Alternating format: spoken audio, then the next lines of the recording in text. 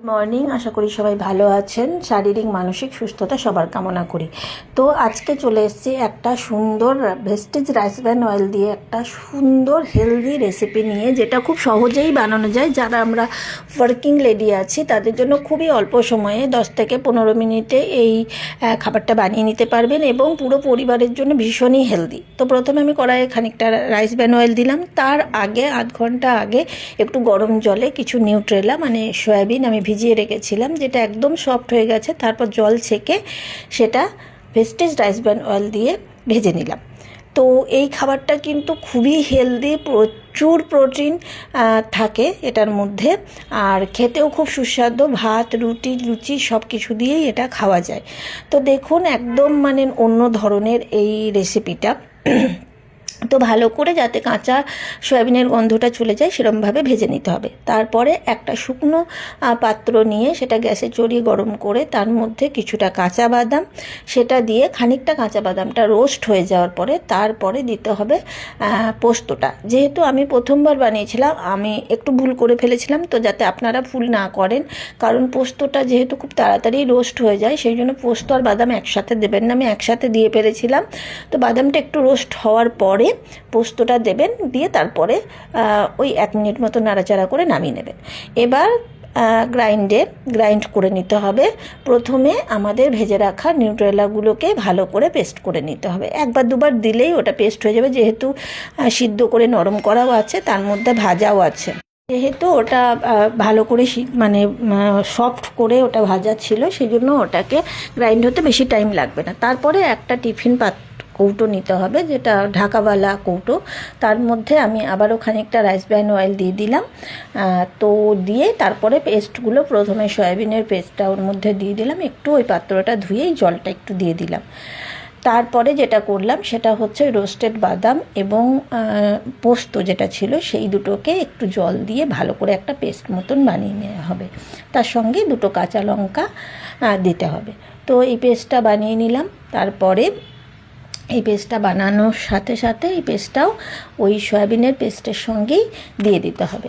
তো এবার বলি যে নিউট্রেলা কিন্তু অত্যন্ত পুষ্টিকর এবং খুব প্রোটিন ইনটেক্ট এবং খুব একটা ইনটেক্ট করে, খুব ভালো একটা হেলদি ফুড।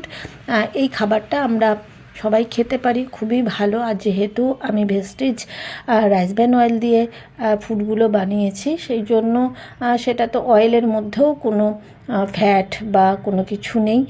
তো আমরা খুব ভালো হেলদি লাইফ লিড করার জন্য এই খাবারটা বানাতে পারি, খুব সহজেই হয়ে যায়। তো একটু গরম জল আমি ওই পাত্রটার মধ্যে দিয়ে পাত্রটা ধুয়ে সবগুলো ভালো করে ওর মধ্যে দিয়ে দিলাম। এরপরে যেটা করতে হবে সেটা হচ্ছে, এরপরে আর খাবারটা মোটামুটি ওই 10 মিনিট মতো লাগবে। আমি স্বাদ অনুসারে একটু লবণ দিয়ে দিলাম, স্বাদ অনুসারে একটু মিষ্টি দিয়ে দিলাম এবং তারপরে একটু মানে ঝালের জন্য বা রঙের জন্য একটু কাশ্মীরি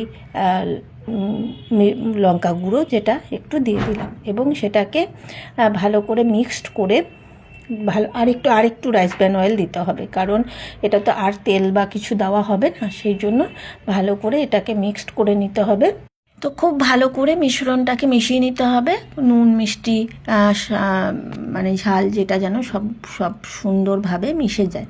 তো তারপরে আমি যেহেতু খুব ড্রাই হয়ে গেছিলো, আরও একটু গরম জল এর সঙ্গে মেশাবো, যাতে জিনিসটা এটা ভাপে দেওয়া হবে, তো যাতে আরও ড্রাই না হয়ে যায় সেইটার জন্য। তো এইভাবে দিয়ে এরপরে একটু কাঁচা লঙ্কা উপরে দেওয়া হলো, যাতে গন্ধটা হয়। আমি চিড়ে দিইনি। চাইলে যদি আপনারা বেশি স্বাদ মানে ঝাল খান, সেটা নিজেদের স্বাদ অনুসারে ওটাকে মিশিয়ে নিতে হবে। তো আমি আরেকটু গরম জল দিয়ে ওটাকে ভালো করে মিক্স করে উপরে দিতে, এমনি লঙ্কাটা একটু গন্ধের জন্য, কারণ আমরা খুব একটা বেশি ঝাল খেতে পারি না। তো দিয়ে এবার টিফিন টেবিলটা বন্ধ করে একটা গ্যাস ওভেনের মধ্যে কিন্তু বসানো হয়েছিল, ওটা গ্যাস ওভেনের মধ্যে জল দিয়ে তার নিচে আমি একটা জালি পাত্র দিয়ে দিয়েছিলাম। সেটা দিয়ে ঢাকা দিয়ে 10 থেকে 15 মিনিট জলটা ফুটে যাওয়ার পরে ওটা বসাবেন 10 থেকে 15 মিনিট হালকা আছে, মানে যেটা লো সিম বলে, লো সিমে ওটাকে ফুটিয়ে নিলেই জিনিসটা প্রিপেয়ার হয়ে যাবে।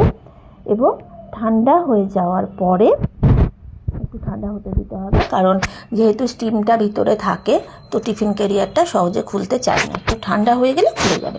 তো ঠান্ডা হয়ে যাওয়ার পরে দেখুন এই রকম একটা পেস্ট, মানে যেটা ভাপা বলে, সেটা হচ্ছে, আমি এটার নাম দিয়েছি নিউট্রেলা ভাপা। তো সবাই খেয়ে খুবই মানে খুব ভালো লেগেছে এবং ওরা চাইছে যে এটাকে আবারও বানাতে। যেহেতু মানে আমার ছেলে একটু আবার মানে প্রোটিন এগুলোকে একটু হিসাব করে খায়, তো যেহেতু এটা খুবই মানে খাবারটার মধ্যে অনেক প্রোটিনও পাওয়া যাচ্ছে এবং অতটা মানে ভাজা পোড়া নয়, সেই জন্য ওর তো খুবই ফেভারিট হয়ে গেছে। তো এইভাবে আপনারা বানিয়ে খেতে পারেন, খুব ভালো